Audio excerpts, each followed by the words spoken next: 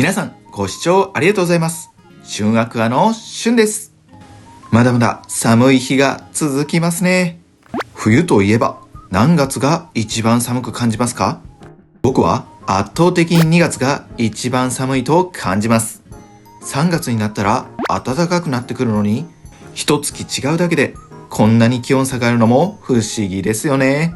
ということで、まだまだ寒い日はありますが、今から水槽を立ち上げたいと思っている方も多くいるんじゃないですか？やる気になっている今が水槽の立ち上げ時ですからね。しかし寒いと熱帯魚が凍えて弱ってしまいます。暖房をつけたくてもエアコンが部屋になかったり、あっても24時間つけっぱなしにしておくのは電気代が高くついてしまいそうだし、いろいろ悩んじゃいますよね。そんな時に役立つのが水槽用ヒーターです。このヒーターを使えば水槽だけをピンポイントで温めてくれるので、電力などの無駄な消費がありません。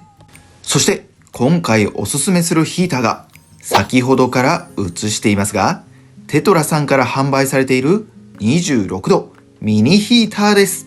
ラインナップは 10W 5リッター以下水槽用、20W 7リッター以下水槽用、35W 12リッター以下水槽用、50W 20リッター以下水槽用、100W 40リッター以下水槽用、150W 60リッター以下水槽用、200W 100リッター以下水槽用。これだけ種類があれば、これから立ち上げる水槽や今ある水槽に適合するものがありそうですよね。このヒーターの特徴としては、温度の調節機能などはありません。26度めがけて水温が調節されます。20度になれば26度を目指して自動で加温。15度になれば26度を目指して自動で加温。26度になれば自動でオフ。特に何も考えずに熱帯魚の適温である26度にしてくれるので助かります。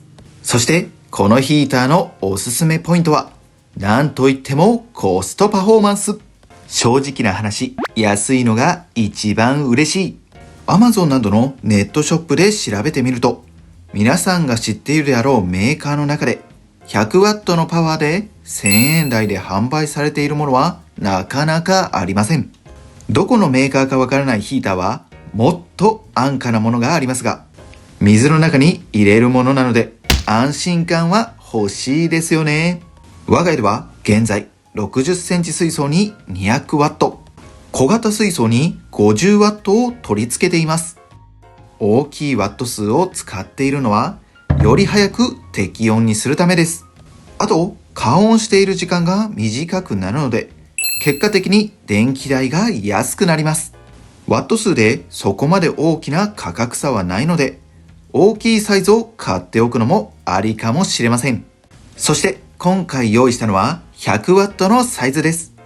今から取り付ける水槽は幅30センチ、奥行き30センチ、高さ30センチの水槽なので、最大約27リッターの水が入ります。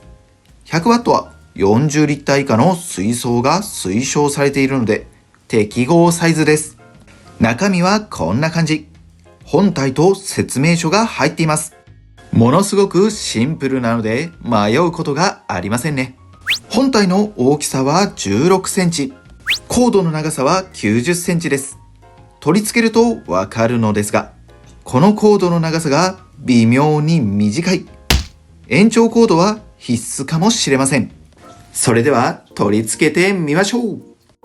縦向きで付けられるのがこのヒーターのいい点です。縦向きにつけることで小さめの水槽でもこのようにすっきり収まります。実はアクアリウムをやっておきながらなんですが、少し潔癖症なので水槽内に手をつけるのは少し抵抗があります。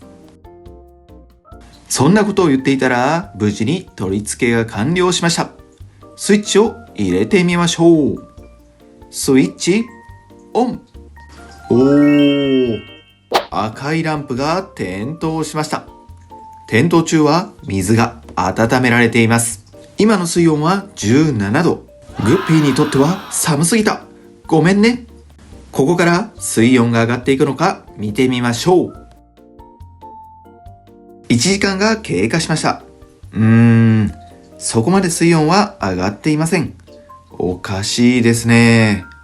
説明書を見てみると、水流がある場所に設置してくださいと書いてあるので、水流がないこの水槽ではうまく温められていないのかもしれません。後日、外掛けフィルターを取り付けたので、水流がある状態になりました。ここで温度計を見てみると、しっかり温度が上がっていますね。ただ、21度くらいで止まってしまっていますね。これはまた説明書に書いてあったのですが、室温が15度以上での使用が推奨されているのですが、この部屋は真冬の部屋なので、10度しかありません。寒い環境でヒーターを使ってしまっているので、本量を出し切れていないのかもしれません。ちなみに200ワットを使っている60センチ水槽も23度前後でキープされています。熱帯魚にとっては適温の範囲なので、よしとしましょう。逆に10度の部屋でも頑張って水温を高く保ってくれていることに感謝したいと思います。真冬の部屋での使用できっちり26度に加温されているというわけではありませんが、熱帯魚が安全に生活できる水温には保つことができています。テトラさんから販売されていて、お安く使用方法も簡単なので、真冬でも安全に熱帯魚を育てたいという場合の入門ヒーターとして使ってみてはいかがでしょうか。旬アクアとしては実際にこのヒーターでこの冬は越せそうです。本日は以上になります。それではまたお会いしましょう。バイバイ。